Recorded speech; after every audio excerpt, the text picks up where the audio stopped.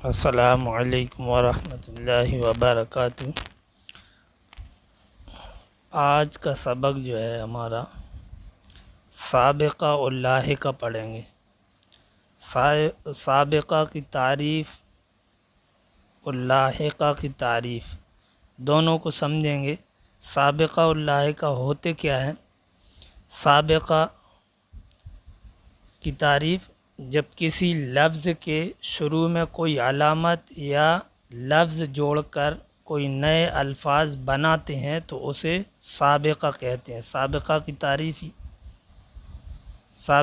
تعریف کیا ہے؟ یہ جب کسی لفظ کے شروع میں کوئی علامت یا لفظ جوڑ کر کوئی نئے الفاظ بناتے ہیں تو اسے سابقہ کہتے ہیں۔ اب اس کی مثال جیسے لاوارث۔ اب یہ وارث تھا، اس میں لا جوڑ دیا تو کیا ہو گیا؟ لاوارث۔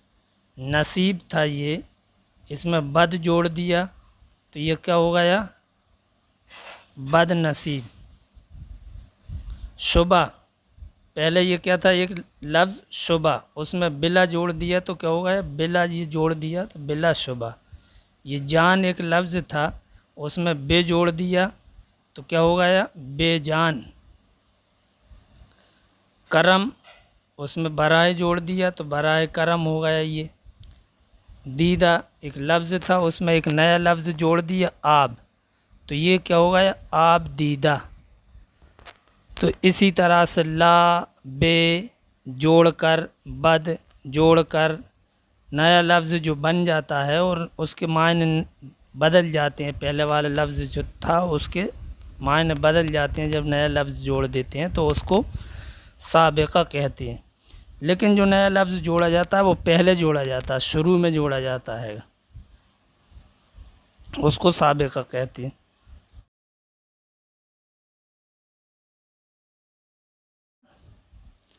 لاحقہ کی تعریف: یہ لاحقہ کی تعریف: جب کسی لفظ کے آخر میں کوئی علامت یا لفظ جوڑ کر نیا لفظ بناتے ہیں اسے لاحقہ کہتے ہیں۔ جیسے کیا جوڑنا؟ جیسے دار جوڑ دیا، خانہ جوڑ دیا، مند جوڑ دیا۔ جیسے کہ اب مان لیجئے کوئی ایک لفظ ہے رشتہ، ابھی ایک لفظ ہے رشتہ، کوئی بھی رشتہ، اب اس کے آگے جوڑ دیا دار تو کیا ہو گیا؟ یہ دار جوڑ دیا تو کیا ہوگا؟ رشتے دار۔ اب زمیں ہے، اس کے آگے دار جوڑ دیا تو زمیندار۔ اب پاگل ہے ایک، اب اس کے آگے جوڑ دیا خانہ تو پاگل خانہ، ایک مطلب جگہ ہو گئی جہاں پہ پاگلوں کو رکھا جاتا ہے۔ ابھی کسی پاگل کے بارے میں بات کر رہے تھے۔ زندہ، آگے بعد جوڑ دیا تو زندہ باد۔ پہرے، آگے جوڑ دیا دار تو پہرے دار، چوکیدار ہو گئے۔ دانش، اب آگے مند جوڑ دیا دانش مند۔